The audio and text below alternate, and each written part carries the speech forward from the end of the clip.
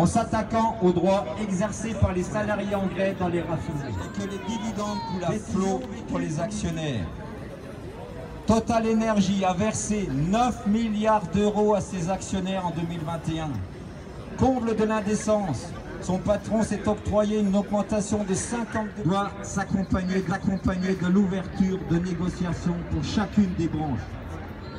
Les salariés ne sont pas dupes et ne se satisfont plus de versements. On aurait pu penser que le maire, président du conseil de surveillance, et ses collègues élus des communes avoisinantes siégeant au dit conseil, actuellement si promptes à déverser leurs billes sur les technocrates et les hauts fonctionnaires, allaient lever leurs troupes pour réclamer justice pour leurs concitoyens et équité pour accéder aux soins.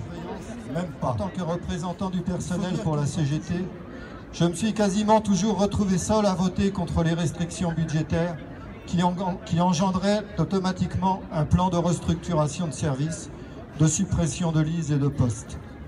Seul, avec la CGT, pour dénoncer la tarification à l'activité qui allait étouffer l'hôpital, nous y sommes, dénoncer le numerus clausus qui bridait les promotions de formation de médecins, nous y sommes. Et depuis ce jour, comme il n'y a plus assez de médecins urgentistes, on ferme les urgences du Chablais la nuit, de 20h à 8h pendant le week-end, dans un premier temps, tout en annonçant que ça pourrait se renouveler bientôt si la pénurie médicale perdurait.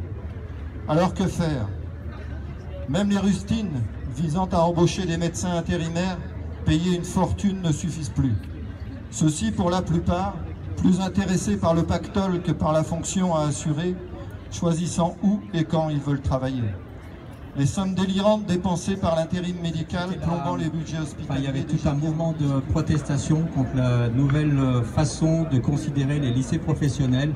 Et de nouveau, on va passer la parole à Pierre pour expliquer que les patrons, ils veulent de nouveau des gens qui soient bien formatés et pas trop de matière générale, parce que si jamais ça fait penser les gens, donc il va nous en parler un petit peu plus.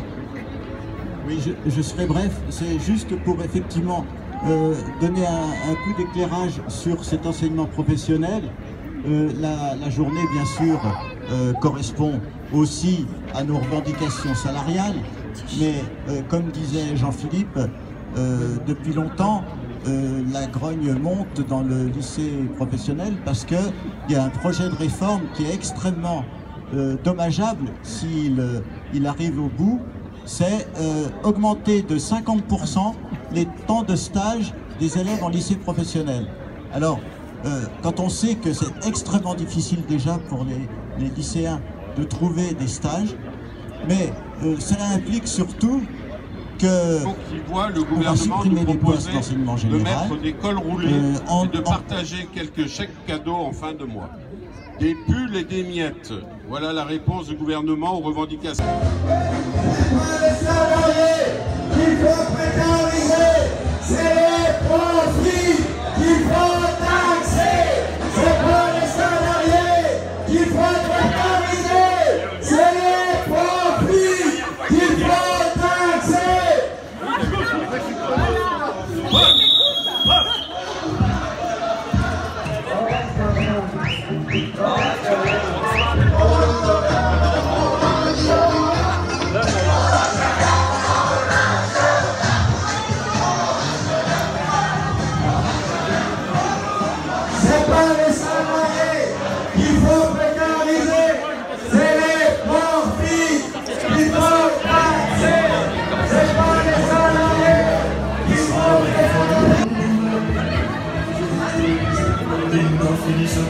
Les artistes prophètes, le Dieu qui est donc le